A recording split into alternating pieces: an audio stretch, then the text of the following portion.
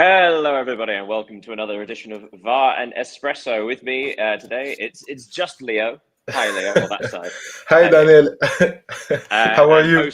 I'm okay. Now, hosting, it's just me, Daniel. Things to cover today. Obviously, we are looking forward to the quarterfinals of the Club World Cup, doing a bit of a preview and a bit of a deep dive into that, as well as going over the results from yesterday's action at the Women's European Championship. One game was a bit of a slow burn, the other, well, I mean, wasn't back and forth. It was just back. One team, Spain, absolutely brilliant.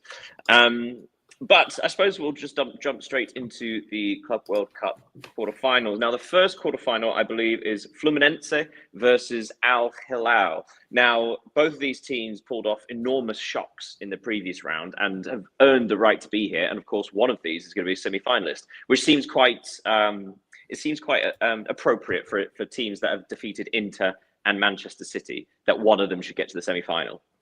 Yeah, As you said, it was first. It was a massive shock for both of these teams to have knocked out Inter Milan for Fluminense and Manchester City for Al Hilal, especially after extra time, because it has to be noted. And personally, if I should bet about this game, I'm going to go for Fluminense win. Why? Because I think Al Hilal have an extra 30 minutes in the legs. And given the context in the United States with the weather, the humidity, it's quite big. Moreover, although of course, they did play in the evening compared to Fluminense, and played several hours earlier. Yeah, and of course, Al Hilal ended their season back in May or April, and Fluminense are just in the middle of that, so it can change. It can count. And I hope about what my hopes about that game. It will be a lively game. Al Hilal will have the ball, in my opinion. Fluminense on the counter attack, as we saw against Inter, by the way. And the result will largely depend on the Brazilians' ability to contain their opponents, as they have done very well, we have to say, since the start of the Club World Cup. Thiago Silva, 40, will be, I think, the key man in this opposition, and it will not be a 3-0 or a 4-0. It will be a tough game for both teams. As we know, Brazilians are tough. They always want to win. Al Hilal, I think, has a better squad if we just talk about individuals. But just talking about just a team, I think Fluminense can win this one. Yeah, I mean, looking at the stats for the previous matches for each of these teams, it doesn't suggest it's going to be a high-scoring game. Yeah. Well, just because Fluminense, so to get here, drew 0-0 with Borussia Dortmund, beat Ulsan HD 4-2, Mamelodi Sundowns 0-0, and Inter 2-0. So Fluminense have had 3 clean sheets. But they've only conceded twice, both of which was to Ulsan, but they've only scored 6 goals in 4 matches. So that suggests that, sort of very solid defensively. Looking at the percentages of possession as well, the wins against Ulsan. Actually, I'll come back to that point. Al Hilal drew 1-1 with Real Madrid, drew 0-0 with Red Bull Salzburg, beat Pachuca 2-0, and then obviously beat Manchester City 4-3. That came out of nowhere, really, regards to scoring goals. So Al Hilal have conceded 4 and scored 7. Before the Manchester City game, Al Hilal had only scored 3 goals in those 3 group stage matches, and actually only twice from open play. So scoring 4 goals against Manchester City seems a bit of a shock. However, having said that, you look at, and this is what I was going to say before, state of play. So Al Hilal, when they beat Pachuca, they had less than 50% possession. Against Manchester City, they had, less than 30% possession, but you would do against Manchester City. It seems that their quality seems to come from a counter-attacking situation as opposed to being a dominant situation. Does that strike you? Yeah, I think I agree with everything you said, and we have to recall that nor Al Hilal nor Fluminense have lost a game since the start of the tournament. So it says something about their ability to defend and to control also the game. And we have to also point out that René from Fluminense is suspended for that game. He was a starting player versus Inter, versus Mamelodi, and versus Dortmund. So he's a key player in this Fluminense side. But it would be quite interesting to see, because we previously said that Al Hilal is kind of a European team if you just look at the individuals, and even now with Inzaghi. So it will be, in my opinion, some kind of Brazilian versus European team match. In fact, in the structure of the game, not especially in the way they play, but it would be quite interesting. And I look forward to watch this game, because I didn't have any expectations about this Al Hilal side. To be honest, I never watched a game from the Saudi Pro League, and yeah, it's quite interesting to see them and to see how they shape to Felipe Inzaghi's um, coaching, because it's their first games with him at the head of the team. So it's quite for me, it's a success. Their Club World Cup is already a success, not just because they beat City, but because they are quarterfinalists of a Club World Cup. Yeah, that's very true. Also, looking, as I say, we're looking at Al Hilal's statistics with regards to possession, things like that. When you look at Fluminense's, I think it's quite interesting that they've had success both with the ball and without the ball, as opposed to just winning one way. So when they beat Ulsan, they had 70% of the ball. Against Mamelodi Sundowns, they weren't even trying to score. They had no shots on target. They were happy to take the draw and qualify. And yet against Inter, they still won, and they had 32% of the ball. So it's very clear that they are able to be the forward dominant side, but also very happy for the other side to have possession. So maybe the strange situation where neither team wants the ball, considering Al Hilal's success on the counter-attack in the last game, considering Fluminense are so defensively solid. I mean, again, 3 clean sheets in 4 matches is really impressive. Although that is a common theme with other Brazilian teams. Yeah, so you think you're going for a Fluminense win for this one? I'm going for Fluminense. Yeah, and I think I would have to agree. I think it is going to be my instinct says it's going to be a low-scoring game. So either a 1-0, maybe a 1-1 and penalty shootout, that kind of situation. Yeah, I was going to ask you. Because I just don't see the success that Al Hilal had in the last game was entirely based on having 2 players or 3 players being able to dribble with the ball, charge upfield, and have support. Yeah, but you know what? I think it'll be a fascinating match, considering these are let's say teams of equals. There is not an underdog. There is not a favourite. This is very much uncharted territory, which is kind of the fun of this tournament, right? You want matches like this, especially knockout stages. Yeah. The second match, Palmeiras versus Chelsea. Now, there is a favourite for this one, obviously in the form of Chelsea. Head coach of Palmeiras, isn't it? Something Ferreira, I forget his first name. Apparently in a news conference yesterday, because the match is happening on the 4th of July, he said to all the local Americans, join up with us against the English, which is quite a nice sort of rally cry for the locals. Like, yeah, celebrate 4th of July by trying to beat the English. It's very, very funny. So Palmeiras and Chelsea. Palmeiras to get here, drew 0-0 with Porto, beat Al Ahly 2-0, drew 2-2 with Inter Miami, and beat Botafogo 1-0. So 3 clean sheets again, only 5 goals scored, 2 conceded. Much like Fluminense, very tight defense, very precise when they attack and when they shoot. Yeah, I have to agree with that, and I think it will be also a great game. And I think, in my opinion, that we will have 2 Brazilian teams in semi-final of the competition. Yeah, Yeah, you think Palmeiras are going to do it? yeah, I think, but it will be for Palmeiras. The real point in this game is to stay concentrated during the whole game, because during the previous we saw that the end of their games could be chaos. They scored a lot in the second half. I think they scored every of their goals in the second half, and they conceded every.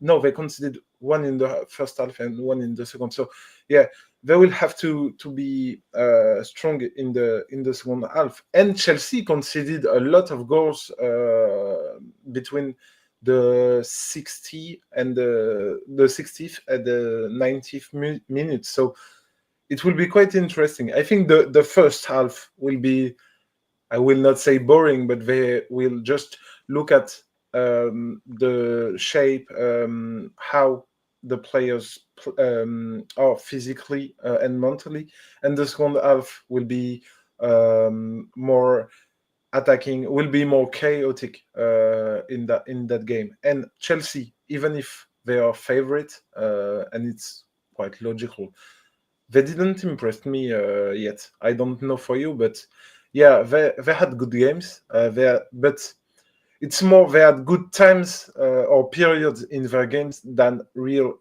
a good game. They have not a reference game. Yeah, it's. I mean, something I should point out, because obviously in the fixture against Benfica, Chelsea were 5 minutes away from the end of the game. They were winning 1-0. I think had the game finished 1-0, that would have been more impressive a result than winning 4-1, if that Yeah, makes sense. yeah, Because what we saw when they played Flamengo was again winning 1-0, but then sort of having a minor meltdown in the space of 8 minutes, where they conceded 3 goals, where Nicholas Jackson was sent off for a straight red. yeah, Similar to Benfica, obviously they had this long delay because the storm only had 5 minutes then stoppage time to deal with, and yet the pressure got to them. Benfica got like right, and that kind of shows the inexperience of Chelsea, right? Because so many of their squad are under 24. This is an inexperienced team. This is like youthful enthusiasm, as opposed to like that cynical like for example, if Thiago Silva was still playing for them, he would add something to that team, yeah, even if only mentally.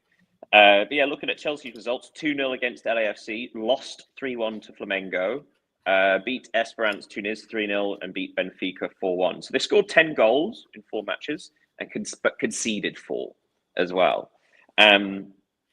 And again, looking at possession-wise, Palmeiras, their victories against Al Ahly was when they had 35%, and against Botafogo when they only had 47%. So Palmeiras, again, very happy not to have the ball and still win. And yet Chelsea, 65%, 74% against Tunis, 64% against Benfica. So very much, they had less than Flamengo, but they were also down to 10 men. They like to have the ball. They like to control the game, slow things down. But the thing is, Palmeiras like to slow things down as well. You do feel like this is the sort of thing, the sort of tactic where it actually might suit Palmeiras. Chelsea having the ball, slowing the game down, slow passes, and then picking those moments to break. yeah. And once again, we have to note that some players will not feature in this game because they are suspended, as Moises Caicedo for Chelsea. He will not be here, and Gustavo Gomez and Joaquin Piqueres for Palmeiras. So both managers will have to find issues to make that work. And I agree with you on the possession-based play by Chelsea, and it will be interesting to see how Palmeiras forwards will play. And I have expectations about Vitor Roque, because from what we have seen of his Barcelona days, he has something, he has quality, but he hasn't really showed them during this tournament. He missed a lot. He He's voluntary. He runs a lot. He makes some good moves, but he cannot finish. I don't think he scored during the He tournament. hasn't, I So don't think. yeah, and he is a good finisher from what we saw when he was in La Liga. So I have expectations from him to today. Sorry. Yeah. Yeah, it's also kind of a story of Chelsea signings, right? Because they have got João Pedro, who they've just signed from Brighton, another forward. He'll be available for the game. But also on the other side, they've got another Chelsea signing, Estevao, who'll be moving after the tournament, which I found quite interesting because Chelsea are about to confirm the signing of Jamie Gittins from Dortmund, which the way I describe it, I find it a bit daft because Jamie Gittins is playing for a side that is in the quarterfinal. But if he moves, he's not allowed to play for Chelsea. You can't play for two sides in the competition. Yeah. So he's leaving a team in the quarterfinals that could win and could go further in the tournament. But he's leaving now and then joining a team that he can't play for, which, very confusing. But Estevao everything is confusing. Yeah. Everything is confusing about Chelsea. I don't really understand why they took Gittins if they have Estevao. And following reports, they were also on Malik Fofana from Lyon. So what's the point? What's the idea behind it? I think the owners are treating it like an American sports team. So sort of buying a lot of players just for value. So therefore you buy them young, even if you keep them for 2 years, they increase in value, you can sell them on for a profit. Yeah, it's just. Although there is some logic to a lot of the signings, to be fair. Like, for example, Nono Madueke, who has been reported are still interested in signing him. If they were to sell him, even though he's only been at the club a couple of, I think, 18 months, 2 seasons, that would be a significant profit, right? So there is logic to this. I think the conflicting thing is when you have 5 players in the same position and you can only loan out one of them. It seems confusing. Now, obviously, the situation is complicated because Mykhailo Mudryk has been banned for was it 2 years doping. for doping. So there is a gap on the left wing. But they also they have been playing Pedro Neto or Madueke there. Sorry, go for it. Yeah, I have a question. Don't you think that the Chelsea model, so having a big squad full of players, even they double, triple, or quadruple some positions, isn't it the future of football? Because of every new competitions FIFA add to the calendar, maybe rules will be changed in I don't know how many years, but because players will not be able to play 75, 80 because with the international duty club, imagine a season, they have to play the championship, the Premier League, the cup, national cups, the Club World Cup or World Cup or Euro or whatever. I think it will work for 1 or 2 years because players can adapt, but they will not play 70 games every season.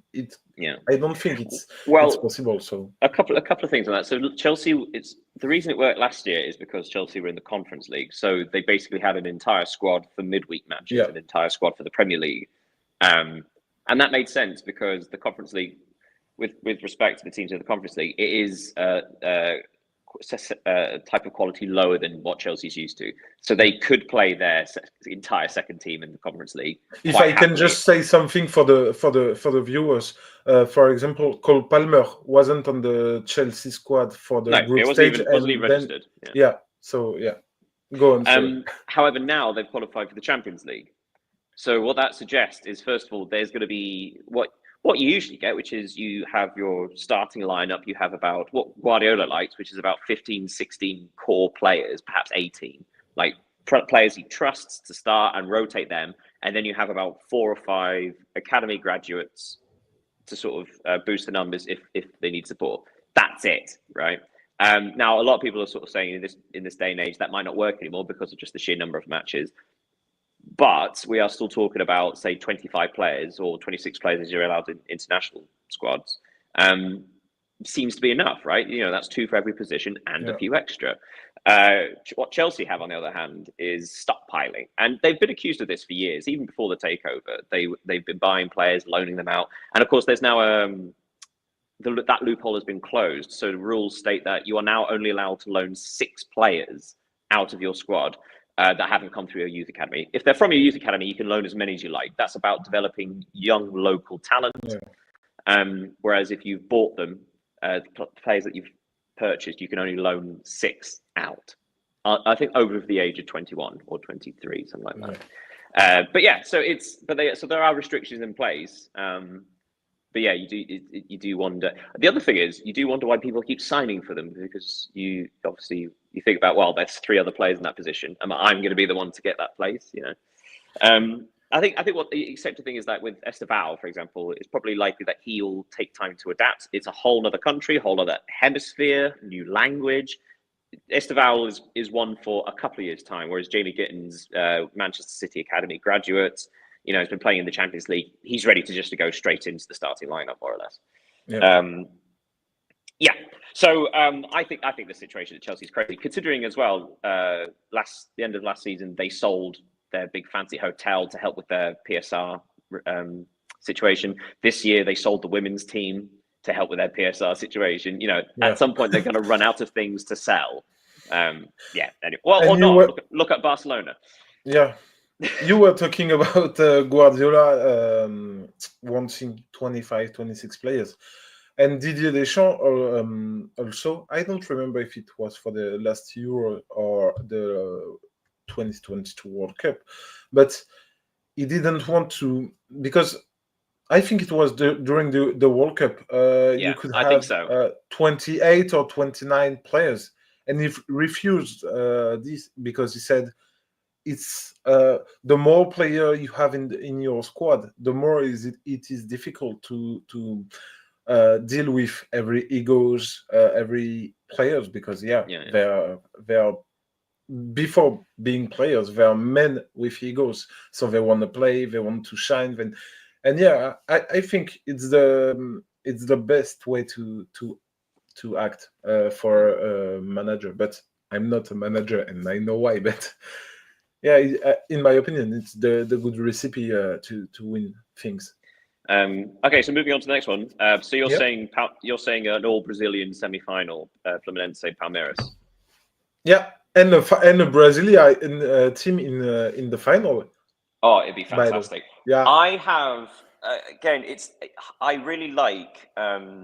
Unlike Fluminense and Al Hilal, which I think will be quite a tense affair with not many goals. I think Palmeiras and Chelsea, because they play to each other's strengths, like Chelsea will play, they want to play, but that also is the way that Palmeiras want to play. Whereas Al Hilal and Fluminense seem to be wanting to do the same kind of thing. I think this would be quite a fun match. I think you'll see Palmeiras take the lead. I think Chelsea will respond. I think they are growing into the tournament as well. You can see players getting their rhythm. I think both fixtures will be very, very tight. I have a sneaky feeling Chelsea will just do enough, though. I think they've got too much attacking, creative quality. But you know what? Again, like I say, I would not be surprised if it was either way. These are two very, very evenly matched fixtures. Yeah. But next up, we got Paris Saint-Germain against Bayern. Paris Saint-Germain, the 2 top scorers in the tournament so far. That is still in it. Obviously, Man City and Juventus are both out. Paris Saint-Germain to get here, they beat Atletico Madrid 4-0. They lost to Botafogo 1-0. They beat Seattle Sounders 2-0. And they beat Inter Miami 4-0. Now, to be fair, 2 of the 4 matches were against MLS teams. So the fact they've got 3 clean sheets is not so surprising. And of course, Atletico also had a man sent off in the 77th minute. So 3 clean sheets, 10 goals scored, only 1 conceded, but they have lost. They are not an undefeated team. Their possessions for each match, 74%, 75%, 78%, 67%. So we could probably guess what's going to happen here, right? Paris Saint-Germain are going to try and dominate the ball. Yeah, it will be a revenge, a payback of the Champions League in November when Bayern beat PSG 1-0. So and the squad haven't changed a lot since then. But it will be interesting because there are teams that didn't concede a lot of goals, but they scored a lot. So for Bayern, because they play Auckland City, so yeah, they just put 10 goals to Auckland, but they did the job against Benfica, 4 against Flamengo, who beat Chelsea also. It was interesting, and I think it will be a high level game. Maybe, yeah. Is I think it I the said this in a previous episode where I think on paper, again looking at Bayern's fixtures, right, 10-0 against Auckland City, 2-1 Boca Juniors, lost 1-0 to Benfica, and beat Flamengo 4-2. Possession 72%, 73%, 73%. Flamengo 49%. I suppose what I was going to point out, if you ignore the Auckland City one, first of all, they've not had a clean sheet, which is concerning. And so, for me personally, that would make Paris Saint-Germain favourites just because of Bayern's defending. yeah. However, what I would say is, which is the thing I've said in past episodes, which was one thing that does benefit Bayern Munich is they are able to play over Paris Saint-Germain's press, which is such a potent force. The fact that they've got Harry Kane, who is one of the world's best in holding up the ball, in linking play, bringing other players in. If Vincent Kompany switches the tactical setup to a more defensively solid game plan, and like I say, and play that ball out to Kane and do that, Bayern can hurt Paris Saint-Germain. Bayern have got a lot of goals in them, but the problem is they concede goals as well, normally on the counter-attack. So it'll be interesting. And what will be interesting also is that Jamal Musiala, who is, we can say, the star or one of the 3 stars in the squad, didn't play a lot against Flamengo. He got injured in the first match, didn't he? He scored a hat trick in about 15 minutes and then got an injury. And I think he substituted Serge Gnabry at the 70th minute or something like that. So yeah, he will be fresh, and it will be quite interesting also to watch if Dayot Upamecano, for example, go deep as he did against Flamengo. It will be interesting to see. I think PSG will have the ball, as you said, will have possession. Bayern will try to defend. So Joshua Kimmich will stay behind Leon Goretzka, Michael Olise, and Kingsley Coman. No, he's injured, I think. Say that again. Kingsley Coman is injured. Yeah, I think so. And also, Leroy Sané has left. He's gone to Galatasaray. He's now out. Yeah. So Bayern will win. Yeah, they'll score. They'll finally score. You'll start missing those chances. Yeah, my prediction would be, I think Paris Saint-Germain will win, but I'm predicting like a 4-2. Like, I think this is going to be high goals. I think both teams are able to hurt the other. I just think when you look at a back line, I mean, like I said before, again, Jonathan Tah, Upamecano, that's a new centre-back pairing. You need to know each other's rhythms. You need to trust each other. And yeah, that's not quite clicked yet. It'll be interesting to see the role of, say, Konrad Laimer, who's been playing at right back, covering the left wing, because obviously one of the great things about Paris Saint-Germain are the fullbacks bombing forwards. Michael Olise hasn't got the greatest of work rates, so you can't really see him like doing much tracking back. And then it depends who plays on the left, right? So again, like, okay, who's supporting Alphonse Davies on the left? Who's supporting Konrad Laimer on the right? Yeah, and you just get the feeling they're going to be completely overloaded. Excuse me one moment. There's a nice little dog here to say hello. Yeah. And it will be also interesting to see, because we know that PSG's strength is to the versatility of their forwards. So it will be more interesting to see how you talked about the defense, how they react to Barcola interverting wings with Kvara, with Dembele, because I think Dembele will be in the starting lineup. It will be quite interesting. Yeah. What would be interesting, and again, sort of, I think before we move on, for me, it's the game state. If Bayern can get ahead, then that'll be interesting. I think that's when you see the possibility of Bayern winning. if Paris Saint-Germain get ahead and then Bayern have to come out of the defensive shape, that's when you see them like scoring quite a few goals. Whereas if Bayern can just hold fast, get a goal on the break or a set piece, which they're very good at, and Paris Saint-Germain aren't the best at defending, then there's a possibility, right? But yeah, we're both going for a Paris Saint-Germain win in this one, I think. Yeah. Again, I think this is going to be. I think for me, this is the tied round, just because it'll be fun. I think there'll be goals, and I think there'll be different game plans. Yeah, very interesting. And finally, we're going to speed things up because obviously you need to leave in about 15 minutes.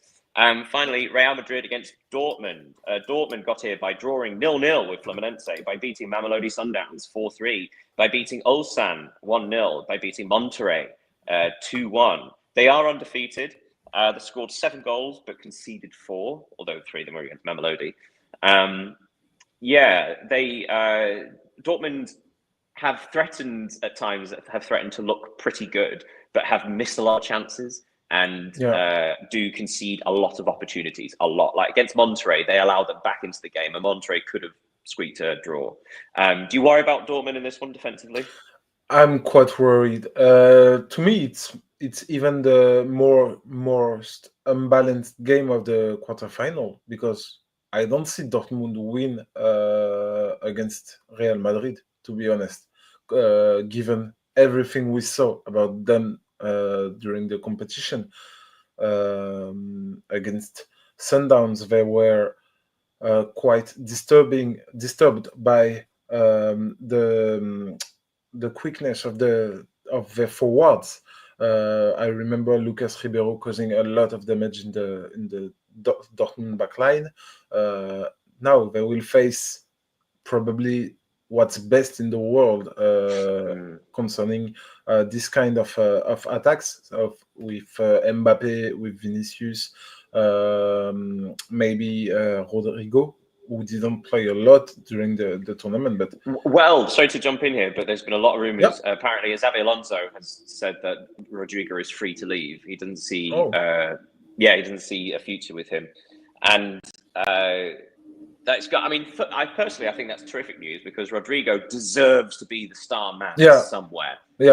Jude Bellingham said recently that he thinks Rodrigo is the most talented player in the squad.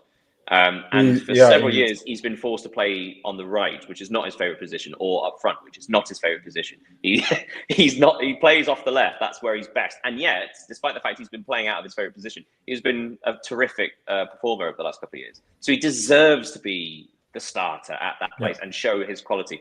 Arsenal are rumored to be looking at him. That's left. What I was going to say. Bayern Munich still need a left winger, and also not that I'm saying this is a transfer rumor, but you've seen the news today that Nico Williams has rejected the move to Barcelona and has signed an 8-year extension with Athletic Club, which I think is fantastic. But also, just to put context into Barcelona, keep signing players that they can't guarantee will be registered. It's insane.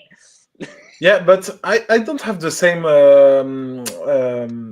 I don't think the same about that, because Barcelona has money issues. We all know that, but they have never failed about registering a player, even if it was that close to not happening. I would say they did last year. They weren't allowed to register Dani Olmo, and they had to go through the courts, like the Spanish legal courts, as opposed to the footballing courts, where they lost every single one until they got to the Spanish courts, when they said that he had to play.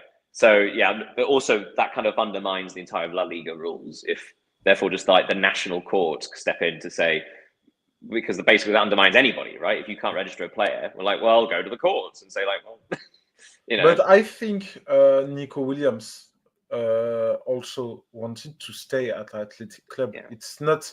I think if he could have joined Barcelona, it would be a great thing for him. But staying at Athletic Club is not something he didn't want either. It's different when you're Basque as well. Like, it's very specific Basque identity, and it shows. It shows how this identity is strong at Athletic. and at Real Sociedad because it's also a Basque club. Well, apart from anything else, it seems strange for Barcelona because Rafinha just had one of the greatest seasons ever, right? He's going to be nominated. He's one of the favourites for the Ballon d'Or, and yet they were talking about signing Williams to play in the position Rafinha was playing in. It seems strange. But we weren't talking about that. We were talking about Rodrigo being the starting man somewhere else. But we actually need to carry on because we've only got 10 minutes left. So you worry about Dortmund. I would make the point that we've mentioned before that in the last game, their squad essentially is set up beautifully for counter-attacking football, but keeps sort of like going backwards and forwards in this identity, this tactical identity with the managers.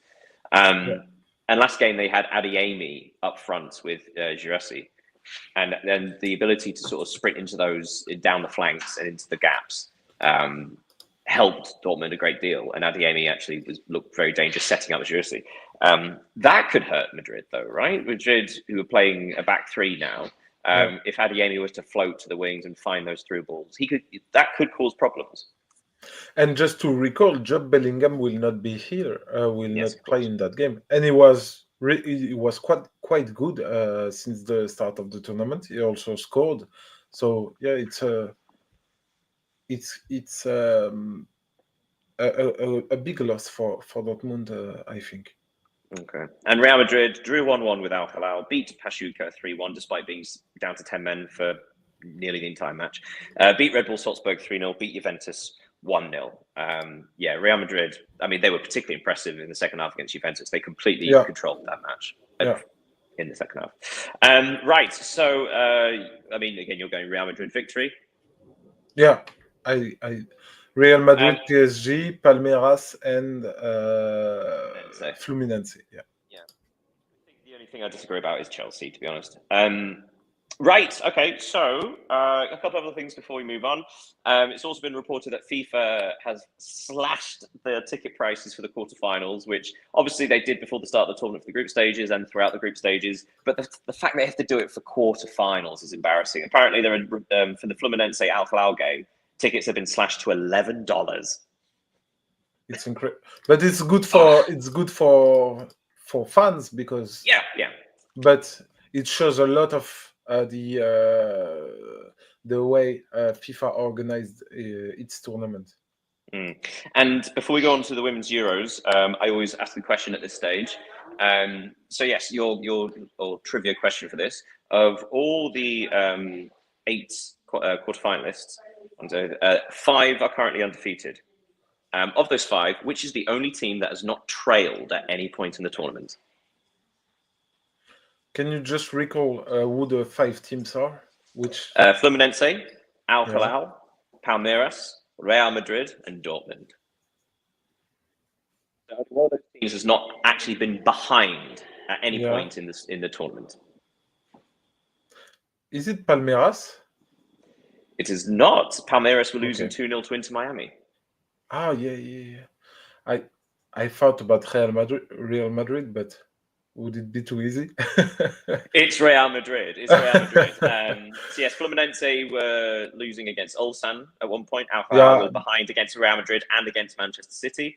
Palmeiras were behind against Inter Miami, 2 goals behind them. Dortmund were losing to Mamelodi Sundowns briefly. Real Madrid are the only team that have not been behind at any point during the tournament. So it does.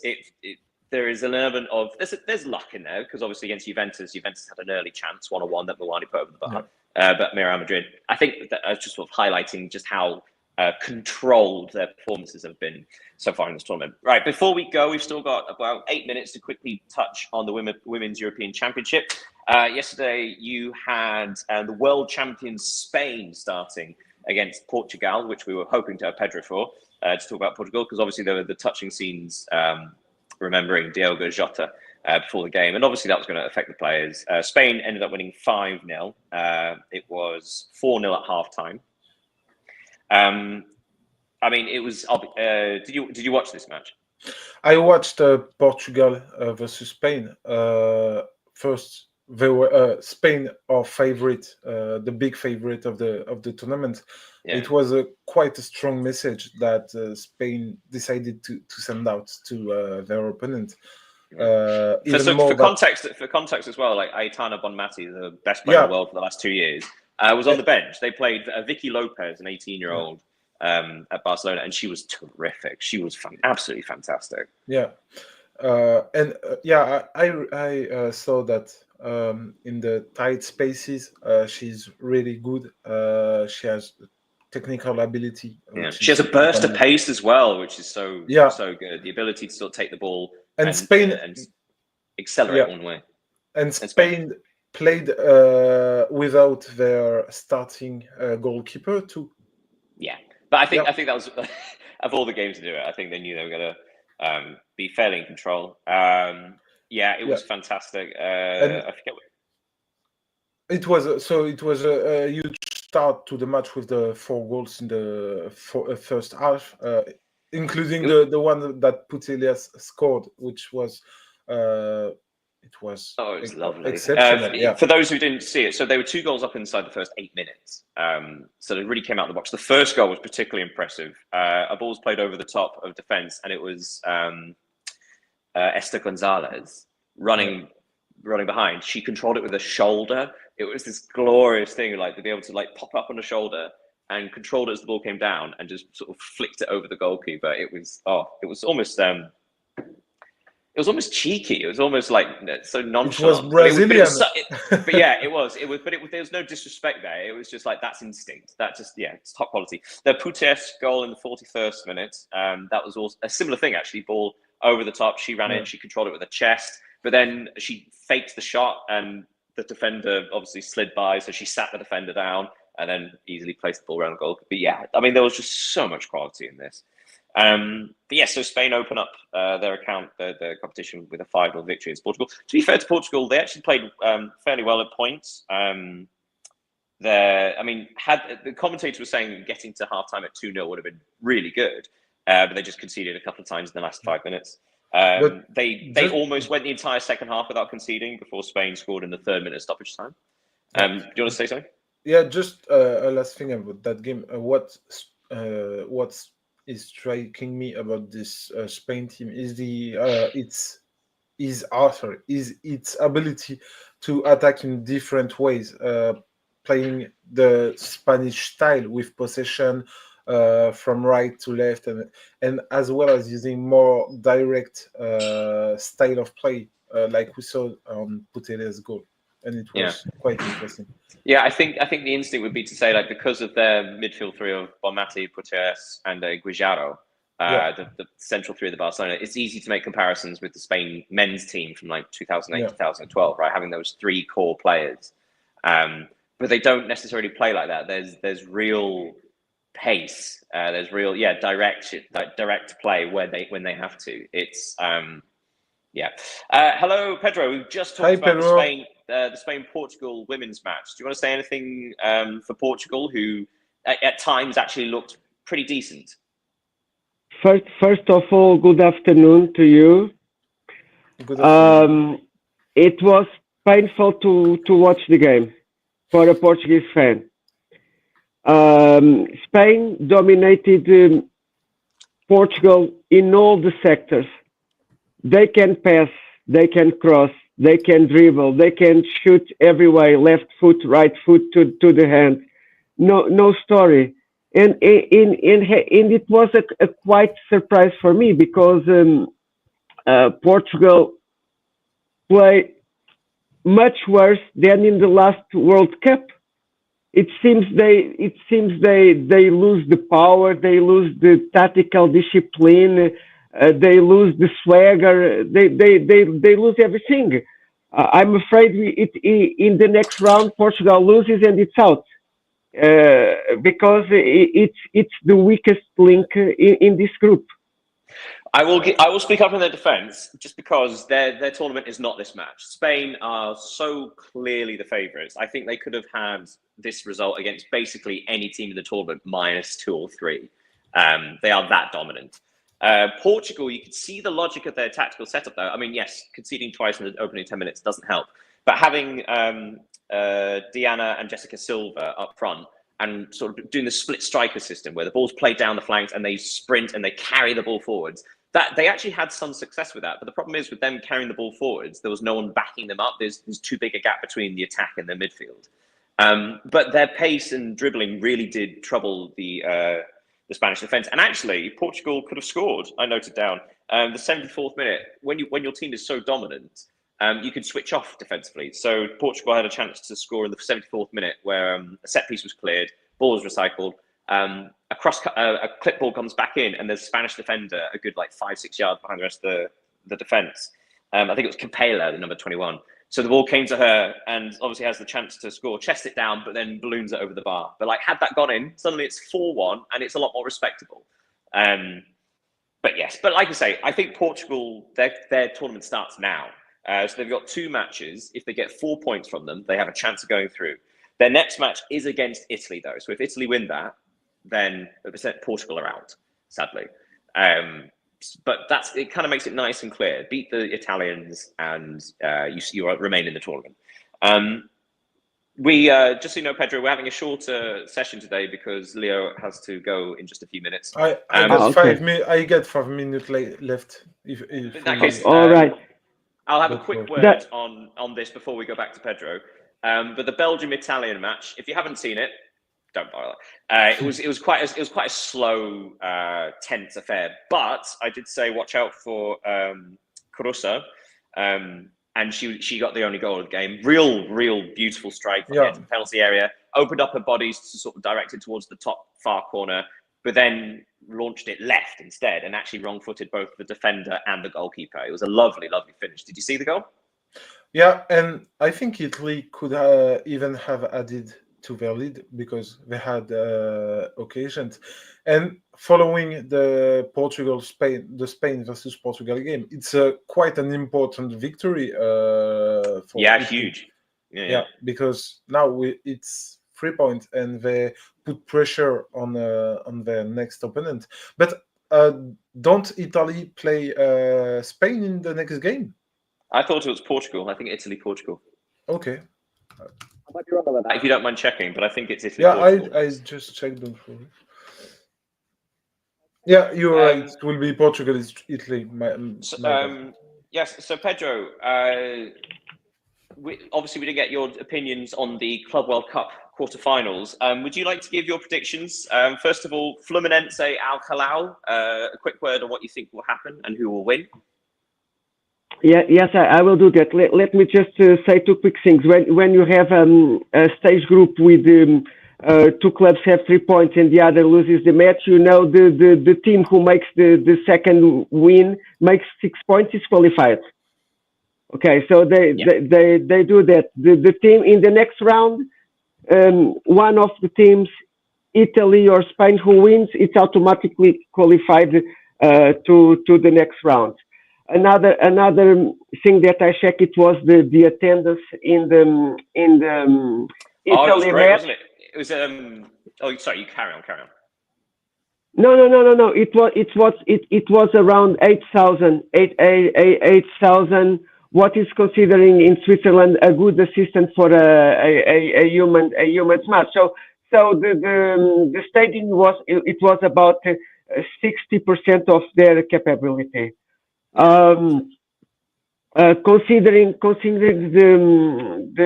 the FIFA Clubs World Cup,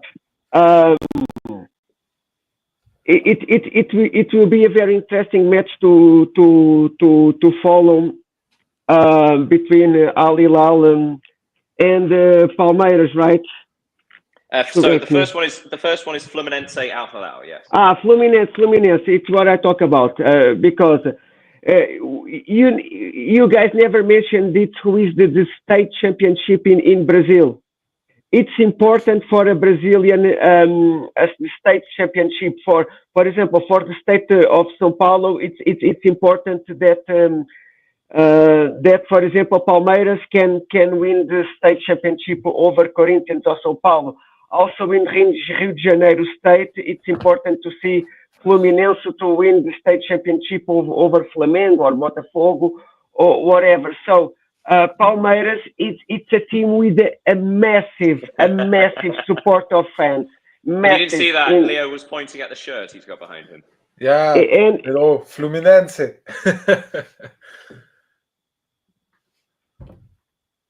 And also Al Hilal.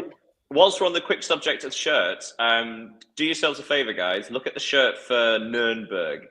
Nuremberg have just released a new kit. It is one of the most beautiful kits I've ever seen. FC Nuremberg. Pedro too. Oh, he's unfrozen. So yes, Pedro, Fluminense Al Hilal. Who do you think will win? I don't know what to say. I saw the last game of Al Hilal. It was a big surprise that guys were moving the ball so fast in the counter attacks. They scored 4 goals against Manchester City. Oh my goodness! I couldn't believe it. But at least if you want a prediction, I didn't check the odds, but I think both teams to score yes have here a possibility, because it's an important game for both, and I see that both teams can score. If they score 4 goals in the last matches, I think it will be different than the previous game from Fluminense. It will be more open. What do you think, guys? Well, we actually have to stop the live stream in just a minute's time. So we've given our predictions already. Pedro, I just want your predictions. So Fluminense, Al Hilal, who will go through?